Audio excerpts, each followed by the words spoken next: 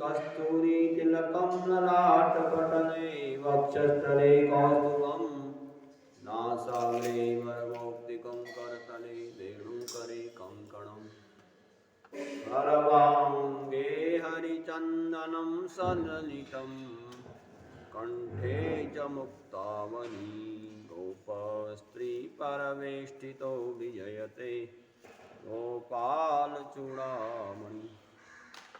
तुलसियापति रामचंद्र भगवान उमापति महादेव की जय। वृंदावन बिहारी लाल। प्रातःकालीन अमृत वेला में श्री रामचंद्र जी रामचरित्र श्रवण कराते हैं भगवान शंकर पार्वती को।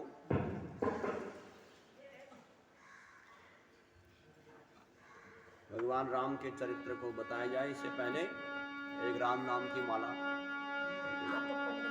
राम नाम की माला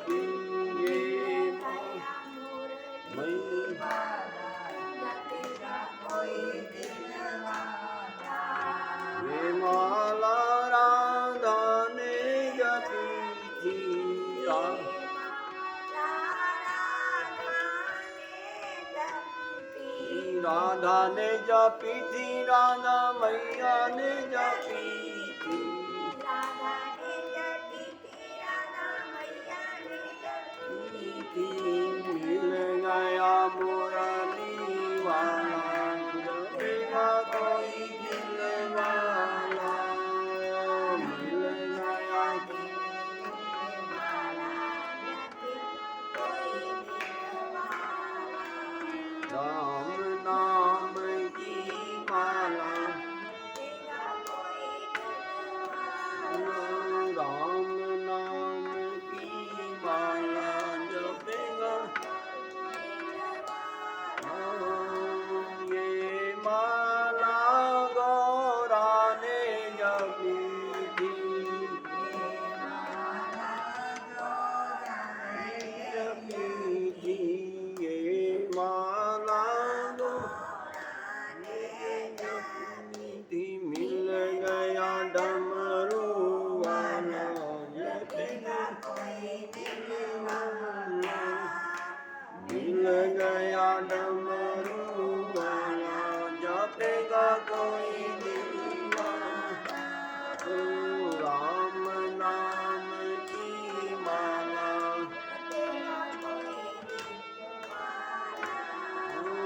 राम नाम की माला, दिल वाला कोई दिल वाला, दिल कोई दिल वाला। राम नाम की माला जपेगा कोई दिल वाला।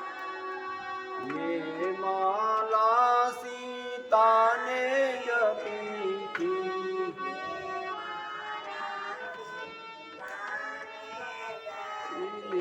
सीता ने जपी थी, सीता मैया ने जपी थी,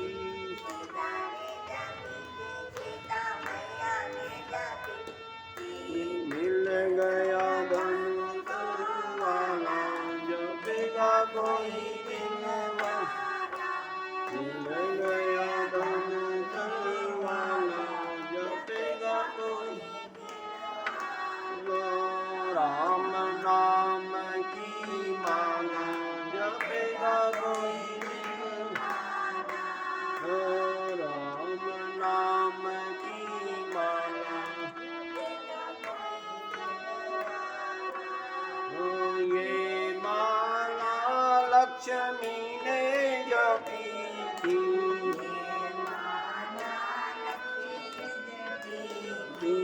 लक्ष्मी ने जपी थी, लक्ष्मी मैया ने जपी थी।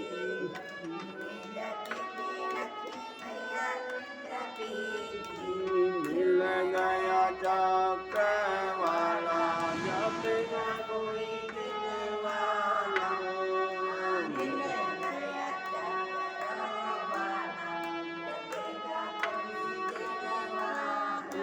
मिल गया चक्र वाला, जपेगा कोई दिल। ओ राम नाम की माला, राम नाम की माला, जपेगा मिलवाला कोई मतवाला।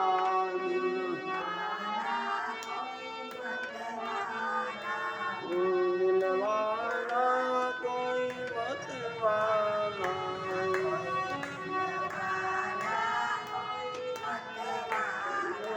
राम नाम की माला, जपेगा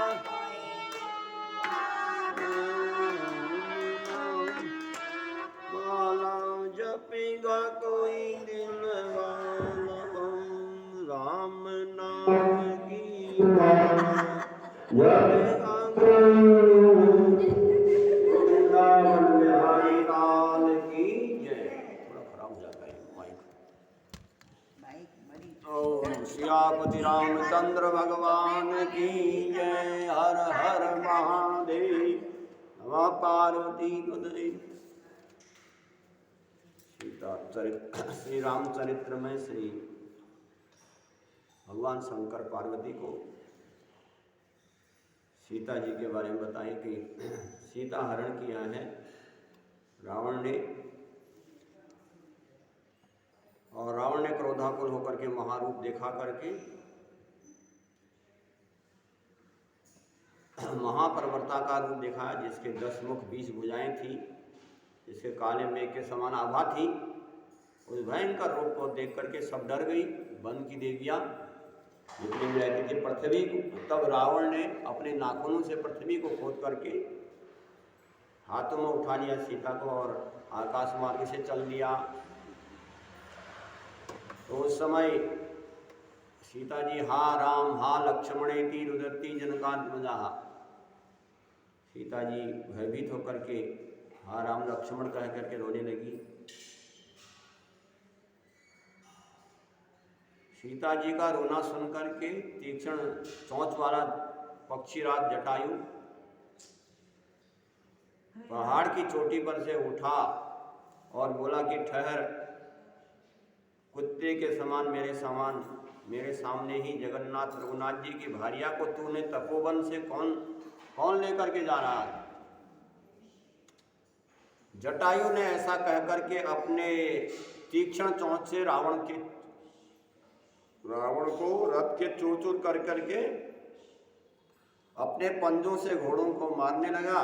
उसके धनुष के 2 टुकड़े टुकड़े कर दिए। तब रावण ने जो है सीता जी को छोड़ करके अपना खड्ग निकाला और जटायु के पंख काट डाले, गतिमान मतिमान जटायु के। तो कहते हैं कि ततम सीता पैतज्य रावणे खड्गम आददे, चिच्छेव पक्षो सामरस पक्षीराज सिंधी मतः। और पक्षीराज जटायु अधमरा हुआ पृथ्वी पर गिर पड़े और फिर तुरंत ही रावण सीता जी को रथ पर चढ़ा करके चलता बना दूसरे रथ पर। उस रथ को तो जटायु ने चूर्ण चूर्ण कर दिया था। उस समय सीता जी अपने किसी रक्षक को न देख करके रो रही थी और हा जगन्नाथ, मुझ दुखनी को तुम देखते नहीं हो, आप मुझे छुड़ाइए। तो इस प्रकार से रावण वेग से चलने लगा।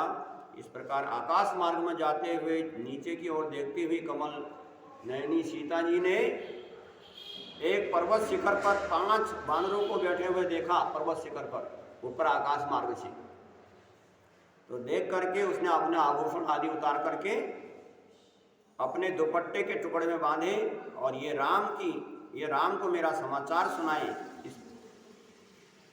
इस अभिप्राय से पर्वत पर फेंक दिए। उस सीता ने। उसके बाद रावण ने समुद्र पार करके लंका में पहुंच करके अपने अंतःपुर में एकांत देश में अशोक वन में रखा सीता को और राक्षसियों को उनके घेरे में रख दिया और राक्षसियां उसकी रक्षा करने लगी। कहते हैं कृषातीनाम कर्म वर्जिता दुखेन शून्यम जनाति विह्वला हा राम रामेति विलप्यमाना सीता स्थिता राक्षस बिंदु बंधे। उस स्थान पर बड़ी दीन बदन कृष्ण कमजोर शरीर से सीता जी सब प्रकार के श्रृंगार छोड़ करके दुख के कारण हा राम विलाप करते हुए बीच उन राक्षसियों के बीच में रहने लगी। श्री महादेव जी कहते हैं रामो मायावनम हत्वा राक्षसम कामरूपिणीम परतस्ते स्वाश्रम गंतम ततो दूरदर्शम तमः। इधर रामचंद्र जी उस माया रूपी मृग को मार करके अपने आश्रम में चलने के लिए प्रस्थान किए तो उन्होंने दूर से ही उदास मुख लक्ष्मण को देखा और रघुनाथ जी मन ही मन सोचने लगे कि लक्ष्मण न जानाति मया सीता मया कृताम ज्ञात्वा ये न बच्चत्वा सोचामी प्रकृति तमहं। राम जी सोचने लगे लक्ष्मण आ रहा है, इसको पता नहीं कि मैंने मायामयी सीता बना दी है। वो जो माया रूपी सीता बना करके भगवान ने रख दी थी और अग्नि असली सीता तो अग्नि में प्रवेश कर गई थी, तो भगवान राम कहते हैं कि लक्ष्मण को पता नहीं है। मैं जानता हूं कि लक्ष्मण को ये बात छिपा करके साधारण मनुष्य के समान शोक करूंगा। भगवान राम कहते हैं मैं जैसे मनुष्य लोग शोक करते हैं, सुख दुख में डूबे रहते हैं, ऐसे मैं भी लक्ष्मण को पता है नहीं तो वह शोक करूंगा। और यदि मैं चुपचाप अपनी कुटी में बैठ गया तो करोड़ों राक्षसों का नाश करने का उपाय कैसे होगा? तो करोड़ों राक्षसों का नाश करना है। यदि मैं उसके लिए दुखातुर होकर के कामी पुरुषों के समान शोक करूंगा, जैसे कामी पुरुष करते हैं अपनी पत्नी के लिए शोक, ऐसे शोक करूंगा और सीता की खोज करता हुआ राक्षस राज रावण के पास पहुंच जाऊंगा और उसे कुल सहित मार करके, इसलिए मेरे को आना हुआ है इस संसार में और अपने आप अग्नि में स्थापित की हुई सीता को फिर वापस ले आऊंगा। भगवान मन ही मन सोचने लगे।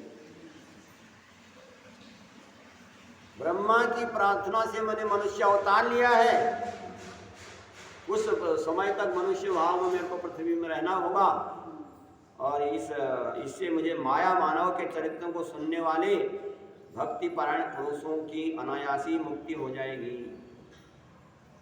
तो रामचंद्र जी इस प्रकार सोच करके लक्ष्मण जी की तरफ देखे और लक्ष्मण की तरफ देख करके शोक मायामयी शोक करने लगे, जैसे मनुष्य शोक करता है। कहते हैं किमर्थम आगतोषि त्वं सीता त्यक्तं मया प्रियं नित्यं भक्षता वापि राक्षसे जनकात्मजः। लक्ष्मण से कहे लक्ष्मण तुम मेरी प्रिया को छोड़ करके कैसे चले आए? यह राक्षसगण जनक नंदिनी सीता जी को हरण करके ले गए अथवा उन्हें खा गए होंगे। तब लक्ष्मण ने हाथ जोड़ करके रोते हुए सीता जी के दुर्वाक्य सुनाए कि जो वाक्य कहे थे सीता जी ने, क्या तू मेरे को पाना चाहता है इसलिए नहीं जाना है? सारी बातें रामचंद्र जी को सुना दी और कहा कि तब कहा कि तुम जाइए। तो रामचंद्र जी ने कहा लक्ष्मण ठीक है, तथापि तुमने उचित नहीं किया। फिर भी जो स्त्री की बात को सत्य मान करके सीता को छोड़ दिया, राक्षस लोग या तो उन्हें खा गए होंगे या ले गए होंगे। इस प्रकार से श्री राम लक्ष्मण से कहने लगे इति चिंता परो रामो स्वाश्रम त्वरितो यमः दृष्ट्वा जनकात्मजा विलापति दुःखितः। इस प्रकार चिंता करते हुए राम जी शीघ्रता से आश्रम में आए और वहां जनक नंदिनी जानकी को न देख करके अति दुखित होकर के विलाप करने लगे। हा प्रिय कम गतासी तम नाति पुरोदाश्रमा श्रमे अथवा मध्योत्थाय लीलया उपयत। हाँ प्रिय, आज तुम मेरे को पहले के समान आश्रम में क्यों नहीं दिखाई देती? कहाँ चली गई हो? या मुझको मेरे को ठगा रही हो और ऐसे छिप करके रह रही हो?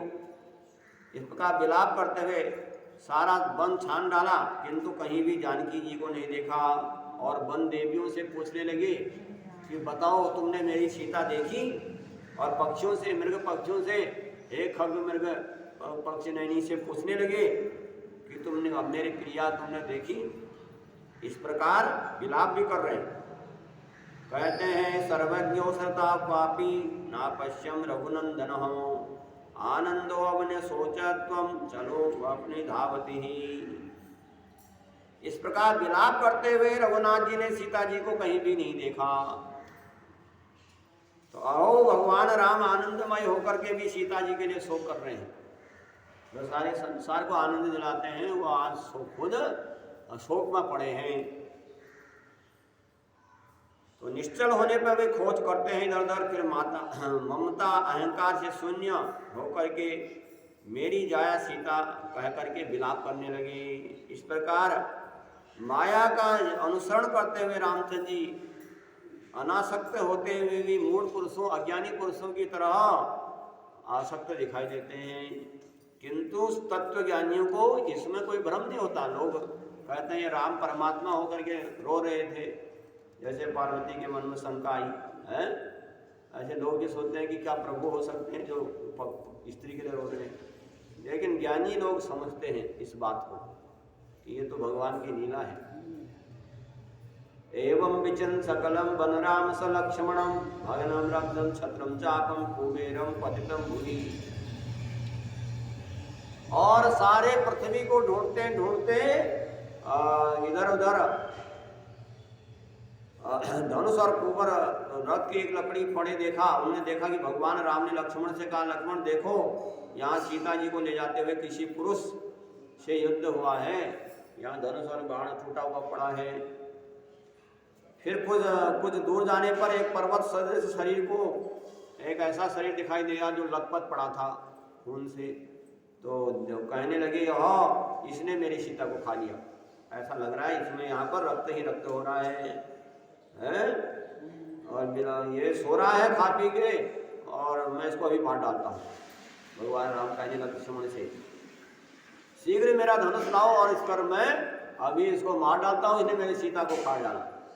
राम का ये वचन सुनकर के जो जटायु पड़ा था खून से लथपथ, जो रावण को मारने के कारण, वह डर के मारे बोला कि माम न मारेयम भद्रे ते मीयमाणम सकर्मणा अहम जटायुस्ते भार्या हरिणम सुमंतो। जटायु कहने लगा, मैं अपने कर्म से पहले ही मर रहा हूँ प्रभु, आप मेरे को दोबारा मारना चाहते हो? आप मुझे मारा नहीं, मैं जटायु हूँ, मैं आपकी पत्नी के रक्षा करने वाला हूँ, खाने वाला नहीं हूँ।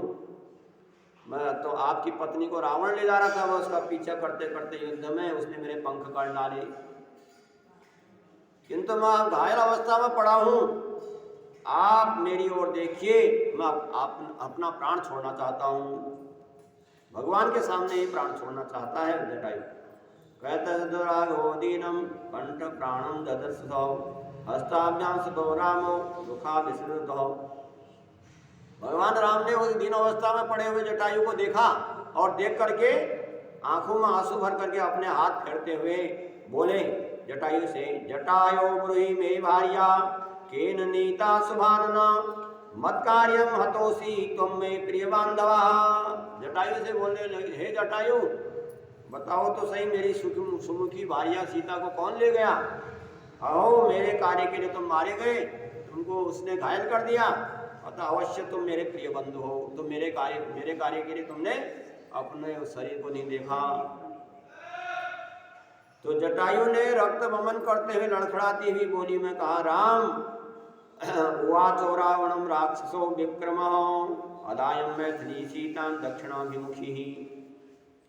बोली लड़खड़ाती बोली में जटायु बोला कि हे राम, रावण को मिथिलेश नंदिनी रावण को सीता को दक्षिण की तरफ रावण ले गया है, दक्षिण दिशा की तरफ। और अधिक कहने की शक्ति मेरे में है नहीं, क्योंकि मैं बहुत घायल हूँ, बड़ा मेरे प्राण निकलना चाहते हैं। बहुत घायल किया, मैं मरना चाहता हूँ। आप बड़े भाग्य से मरते समय आप मेरे सामने आ गए। आप मानव माया मनुष्य रूप में साक्षात परमात्मा विष्णु हैं। अंतकाले दृष्ट्वा त्वां मुक्तो रघुसत्तमः हस्ताभ्याम सर्वं रामं पुनर्व्याम देवदम। हे रघुश्रेष्ठ, जटायु कहता है, हे रघुश्रेष्ठ, वैसे ही अंत समय में आपका दर्शन करने से मनुष्य मुक्त हो जाता है। अंत समय में जब भगवान का नाम आता है या भगवान के दर्शन हो जाते हैं तो मनुष्य मुक्त हो जाता है। और तथापि आज अपने कर कमलों से मेरा स्पर्श करिए, फिर मैं अपने आपके परम पद को पा जाऊंगा।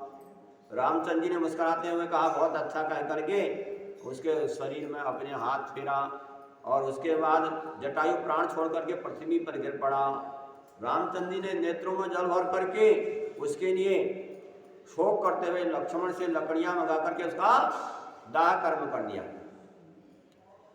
और रघुनाथ जी बोले, कहने लगे, सनातम दुखिने रामो लक्ष्मणे समन्वितो हत्वा बने मृगम तत्र मांस खंडम समातो। रघुनाथ जी बोले कि हे जटायु, तुम मेरे परम पद को जाओ। आज सबके देखते देखते मेरा स्वरूप तुमको प्राप्त होगा, मेरा स्वरूप। तदंतर तुरंत ही दिव्य रूप धारण करके वह सुंदर विमान पर बैठ गया जटायु। भगवान जिसके सामने हो प्राण छोड़ जाए तो उसकी गति परम गति क्यों नहीं हो सकती।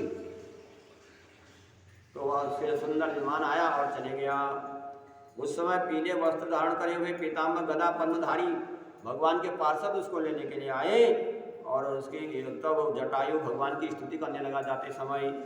अगणितम गुणम प्रमेयम माध्यम सकल जगत स्थितम सयमादि हेतुम उपरमं परमं परमात्मभूतम सततम अहम प्रणतोस्मि रामचंद्रम।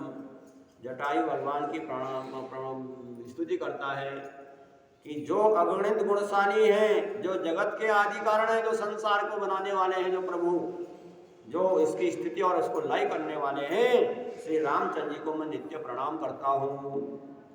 कहता निरवधि सुखामिंदरा कटाक्ष छपित सुरेंद्रम चतुर्मुखादि दुखम नववरमनीशम नतोस्मि रामम वरदाम्बरचापवाण हस्तम।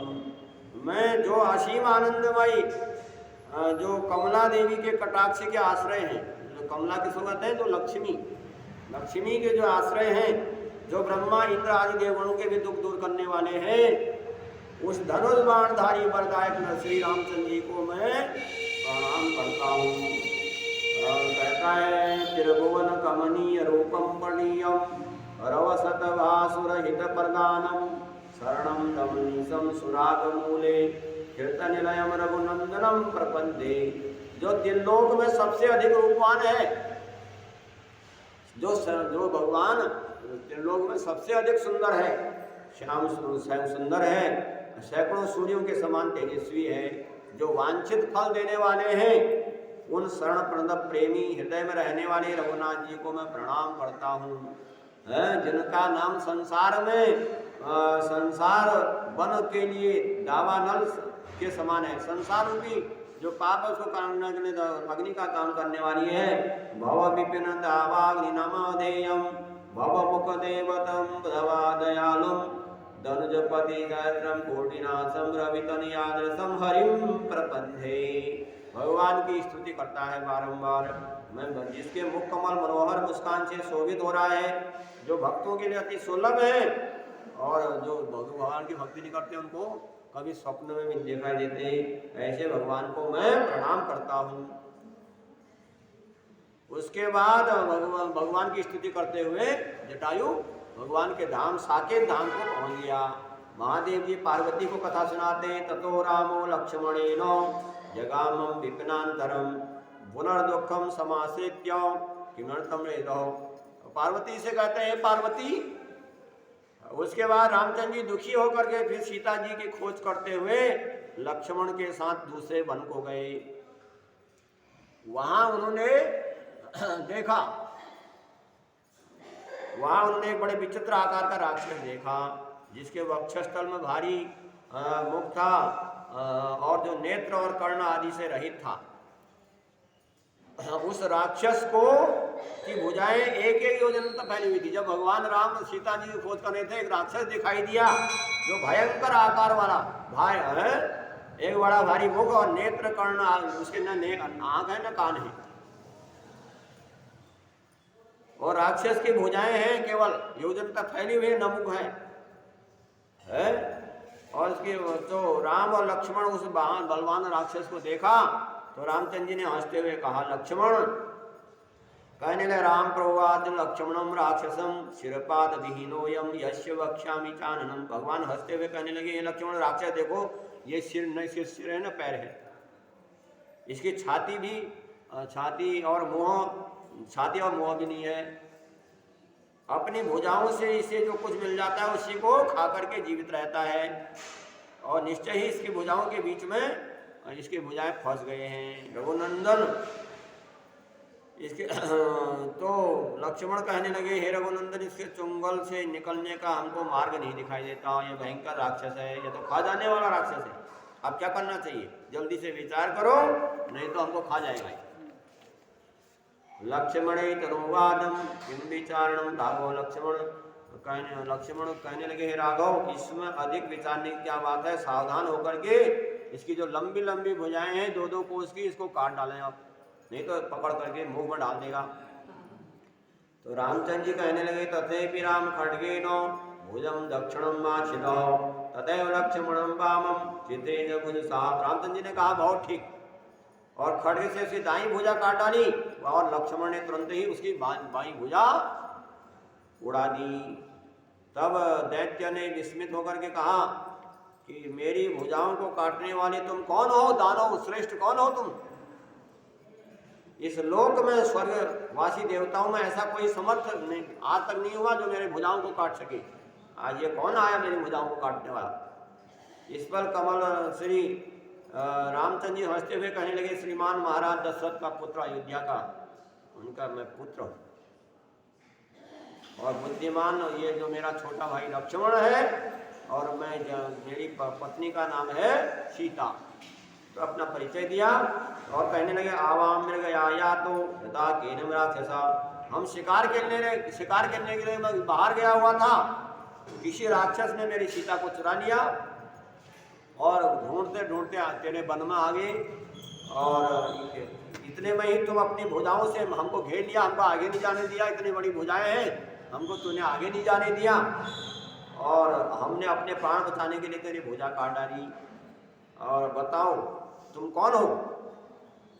तो कबंध नाम का राक्षस कहने लगा, धन्यो हम यदि रामस्ते तमागतोसी ममांति कहो पुरा गंधर्वाजो हम भूप यौवन सर्वतो। जब भगवान राम ने अपना परिचय दिया, उसके बाद कबंध राक्षस कहने लगा कि यदि आप राम हैं और स्वयं मेरे पास आए हैं तो मैं धन्य हो गया। अगर प्रभु हैं आप, और प्रभु भी भक्त के पास चले जाए तो उससे बड़ा धन्य कौन हो सकता है? अगर राम है तो आप मैं धन्य हो गया। पूर्व काल में मैं अपने जवानी के मद में गंधर्व राज था, एक बड़ा सुंदर गंधर्व राज था, और मैंने तपस्या द्वारा ब्रह्मा जी से ऐसा वरदान प्राप्त कर लिया था किसी से न मारे जाने की,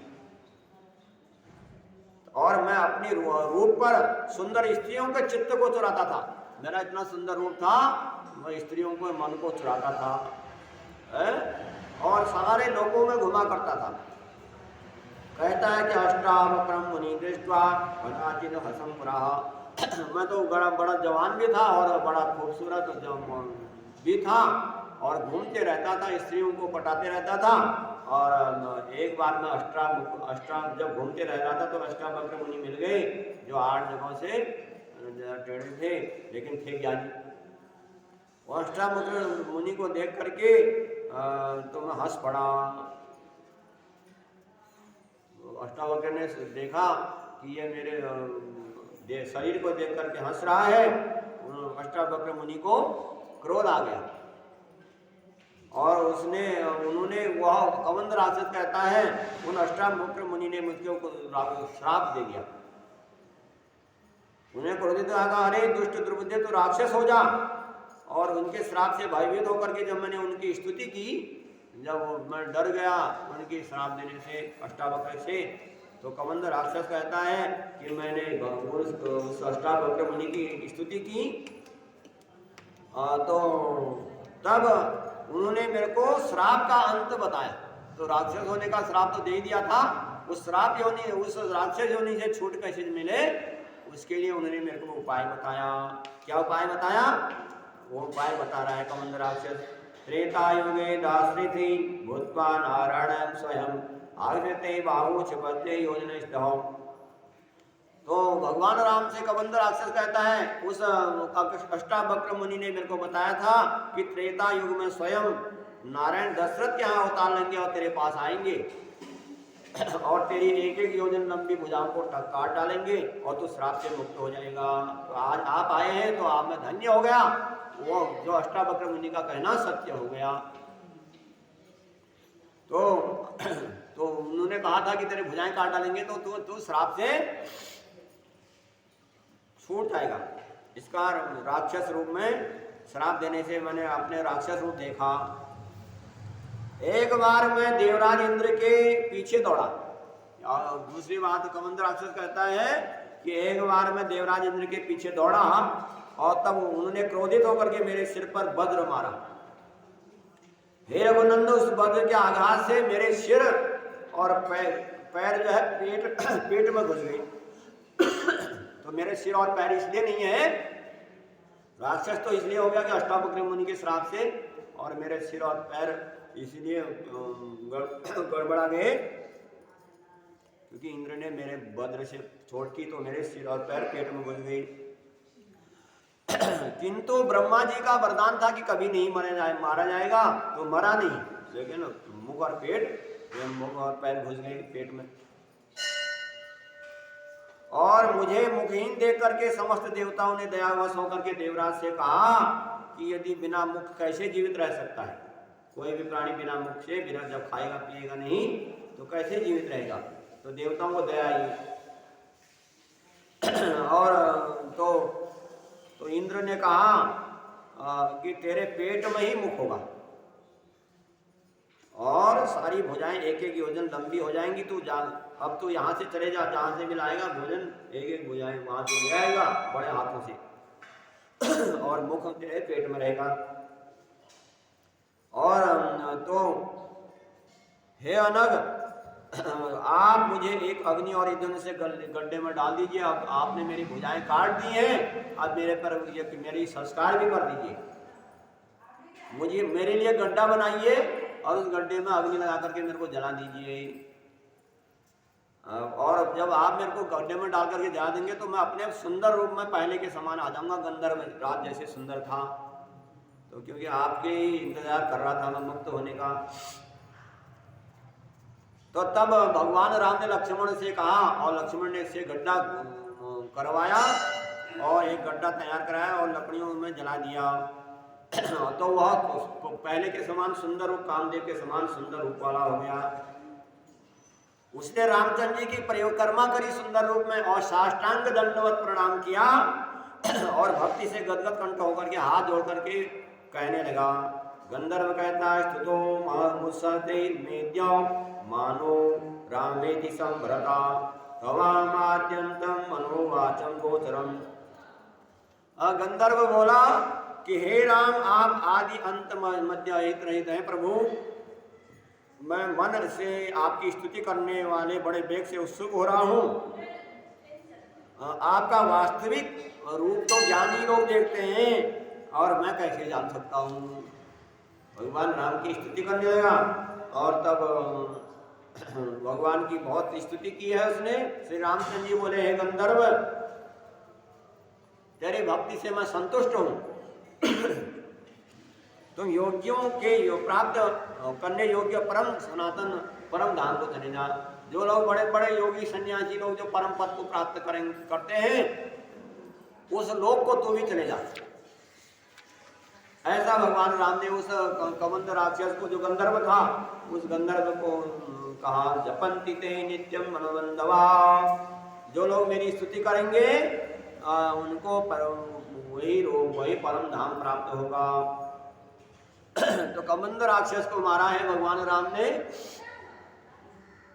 उसके बाद महादेव जी पार्वती से कहते हैं कि महादेव, हे पार्वती, भगवान राम से वरदान प्राप्त करके परम धाम को जाते हुए गंधर्व ने कहा, हे रघुनंदन, सामने वाले आश्रम में सबरी रहती है। जब मरते हुए जा रहा था तो वह बता के गया कि सामने आश्रम में सबरी रहती है, वो आपका इंतजार कर रही है, जैसे मैं आपका इंतजार कर रहा था और आपकी भक्ति में लगी है, आप पधारिए और सीता जी के संबंध में वह सारी बात बता देगी सबरी। ऐसा कह करके एक सूर्य के समान तेजस्वी विमान पर चढ़ करके वह विष्णु लोक को चले गया, राक्षस सबरी के बारे में बता करके। तब रघुनाथ जी उस जंगल में घुसे जहाँ बाघ शेर आदि रहते थे और सबरी के आश्रम में पहुंचे हैं। धीरे धीरे रघुनाथ जी सबरी के आश्रम में पहुंचे। तथे सबरी रामम आलोक्य लक्ष्मणेन समन्वितम् आयांतम मार्वर्षेण प्रत्याचारणे।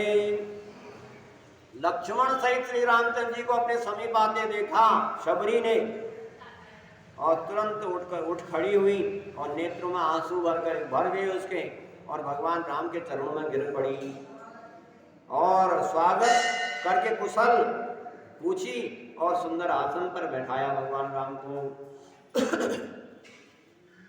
उसके बाद कहते हैं, राम लक्ष्मणो सम्यक पादो प्रचारि भक्तितो तदंजय विजंता अर्घ्यादिता। तब रामचंद्र जी का उसने अतिथि सत्कार किया है, हाथ पैर धुलाए हैं और अर्घ्य पाद्य दिया है और एक सुंदर आसन पर बैठाया और पूजन किया और अमृत के समान सुंदर स्वादिष्ट फल रामचंद्र जी के लिए इकट्ठे कर रखे थे उसने। सुंदर स्वादिष्ट स्वादिष्ट चक चक करके जो फल मीठे मीठे थे उनको भगवान राम के लिए रखे हुए थे, खट्टे नहीं रखे थे। तो भगवान राम को दिए और सुगंधित पुष्पों से पूजन किया। तो इस प्रकार अतिथि सत्कार हो जाने पर रामचंद्र जी लक्ष्मण के सहित आसन पर विराजमान होकर के सबरी ने हाथ जोड़ करके कहा कि अत्र आश्रमे रघुश्रेष्ठ गुरुवै मे महर्षयो ऋषिदासु शुणन्ते शाम गुरुवती समस्ता। वह कहने लगी, मेरे गुरु महाराज मतंग मुनि जो मतंग थे रहा करते थे इस आश्रम में, जिस आश्रम में मैं हूँ इसी आश्रम में मेरे गुरु मतंग रहा करते थे कभी और उनकी सेवा करती थी मैं और हजारों वर्षों से यहाँ रहती हूँ। अब वो बाद में वो मतंग ऋषि ब्रह्मलोक को चले गए महर्षि जो है और तब से और उनसे उन्होंने मेरे से कहा था कि तू यहाँ एकाग्रचित होकर के रह, भगवान का ध्यान कर। मेरे गुरु ने कह के गए थे तू इसी आश्रम में रहो, तेरे को कहीं जाने की जरूरत नहीं है और यहीं पर तू भगवान का ध्यान कर। और भगवान राम दशरथ के पुत्र राम अवतार लिया है, शीघ्र ही तेरे पास आएंगे और तू एकाग्रचित होकर के उनका ध्यान करती रह। आज भगवान राम जी चित्रकूट पर्वत के आश्रम में विराजमान है, वही राम जो मेरे गुरु महाराज बता गए थे पतंगनी।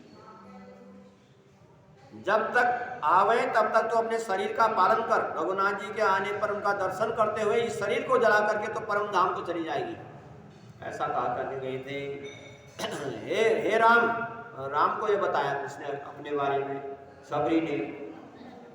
तो कहती है कि हे राम, तद कर्म रामम तद ध्यानम परायणः प्रतीक्षागमनम तेज्य सफलम गुरु भाषितम। हे राम, गुरु जी के कथनानुसार तब से मैं आपका ध्यान कर रही थी और आपका दर्शन है तो आपके आने की बात देख रही थी। आज गुरु जी का वाक्य सफल हुआ है।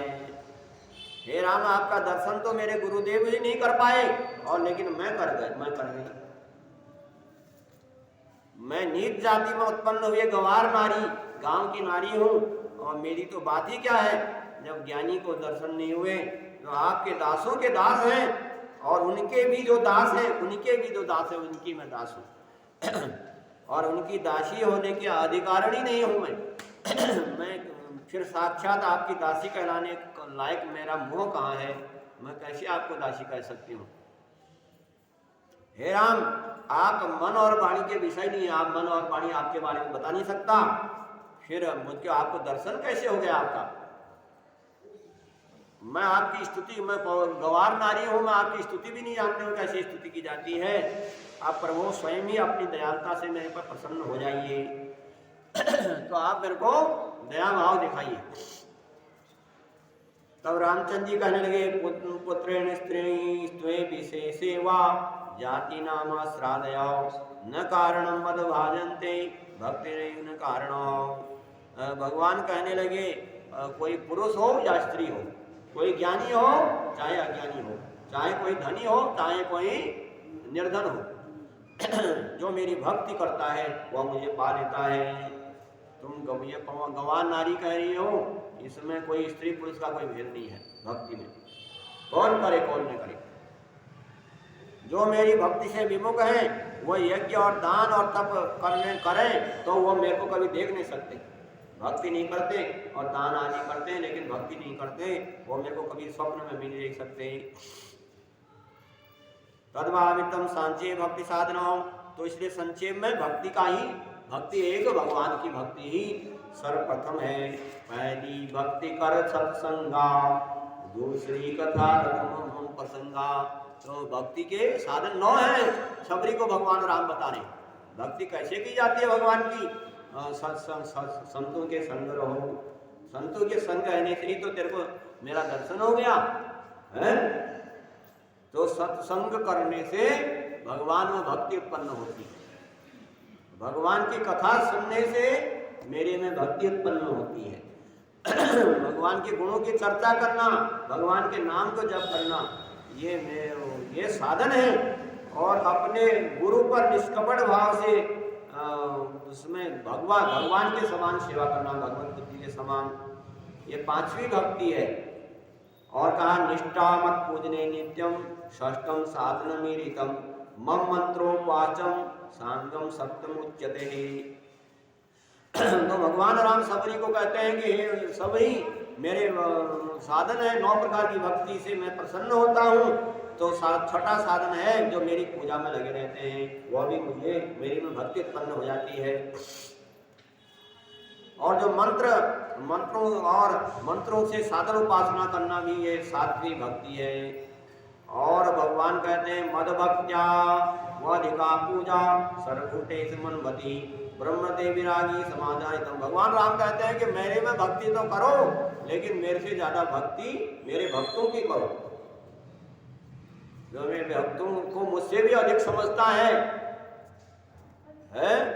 उससे पूजा, उसकी भी पूजा करना, समस्त प्राणियों में मेरी भावना करना, सभी प्राणियों में भगवान का निवास समझना, किसी को दुर्वचन नहीं कहना कि इसमें भी भगवान है और मेरे में भी वही भगवान है। तो इसलिए ऐसा सब में भगवान का विचार करना, भावना करना।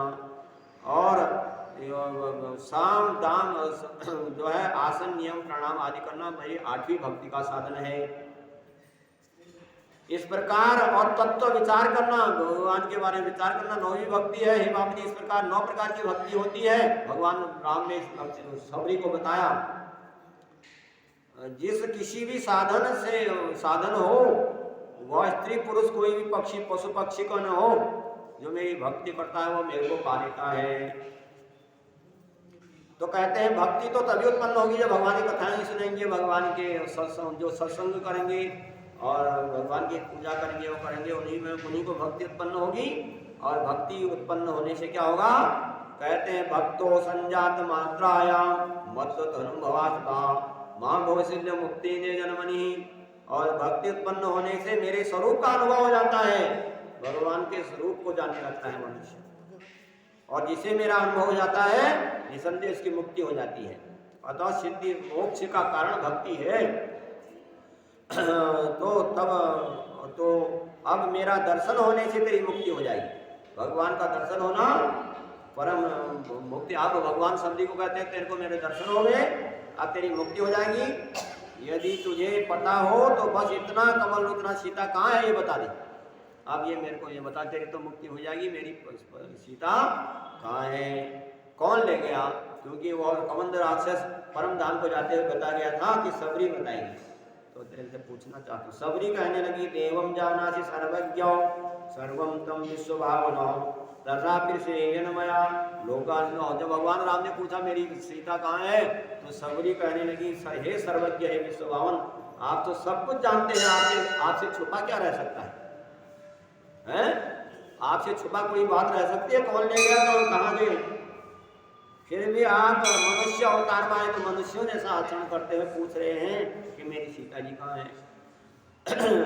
आपको बताती हूँ, आप पूछ रहे हो तो सीता को रावण हरण करके ले गया है और इस समय वह लंका में है। और कहा कि इसी समीपे राम पंपा सरोवरम, और हे राम यहाँ से पास में ही पंपा नाम का सरोवर है, वहाँ ऋषि मुख नाम का एक बहुत बड़ा पर्वत है, वहाँ वानर राज सुग्रीव रहते हैं। वह अपने भाई बाली से डरता हुआ रहता है वहां पर।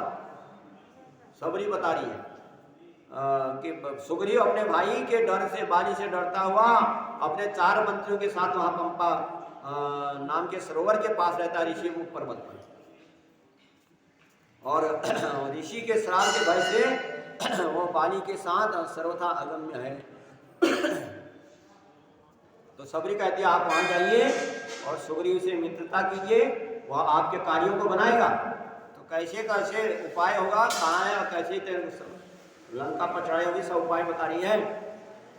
वहां जाओगे और जाओ और सुग्रीव से मित्रता कीजिए, वह सब कार्य बन जाएंगे आपके। हे रघुनंदन, अब मैं अपने आपके सामने ही अग्नि में प्रवेश करूंगी, क्योंकि मेरे गुरु मतंग कह गए थे क्योंकि अग्नि में प्रवेश कर जाना। उसके बाद जब राम के दर्शन हो जाएंगे तब तक तो यहीं बनी रहा। तो मेरे प्रभु आप आपके दर्शन हो गए, अब मैं अग्नि में प्रवेश करना चाहती हूँ। अब आप मेरे सामने विराजमान रहिए जब तक मैं अपने इस शरीर को नहीं जलाऊं। तो आप एक मुहूर्त और ठहर जाइए। तो कहते हैं इति रामम समाप्य, रामचंद्र जी के इस प्रकार कहने पर सबरी ने अग्नि में प्रवेश कर दिया और एक क्षण में ही बंधनों को नष्ट करके भगवान राम की कृपा से अति दुर्लभ मोक्ष पद को प्राप्त कर गई। क्योंकि शरीर को तो छोड़ना ही होता है और शरीर अपने कर्मों से जो बन जाए, मोक्ष हो जाए, भगवान के सामने उसने मोक्ष पद प्राप्त कर लिया। और भक्त वत्सल जगन्नाथ श्री राम के प्रसन्न हो जाने पर क्या नहीं मिल सकता, क्या दुर्लभ है। देखो उनकी कृपा से नीच जाति में उत्पन्न हुई सबरी ने भी मोक्ष पद प्राप्त कर लिया। फिर राम का ध्यान करने वाले पूर्व जन्म पुण्य जन्मा ब्रह्मादि मुक्त हो जाए तो इसमें क्या आश्चर्य होता है। जब सबरी को स्तुति करना नहीं जानती, कोई पूजा पाठ नहीं जानती, केवल भक्ति से भगवान के परम धाम को पधार गई।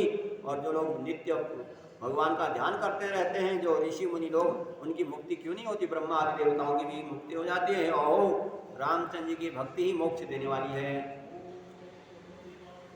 तो इसलिए भगवान राम की तो अतः कामधेनु के चरण गुणों की उत्सुकता सेवा करो। विविध विविधा अत्यंत दूर अलग रख करके श्री शंकर हृदय धाम में शोभा पाने श्याम वाले श्याम शरीर भगवान राम का अत्यंत भजन करो। भगवान राम का भगवान शंकर पार्वती से कहते हैं कि उन्हीं राम का भजन करो, मैं भी भजन करता हूँ, आप भी भजन करो।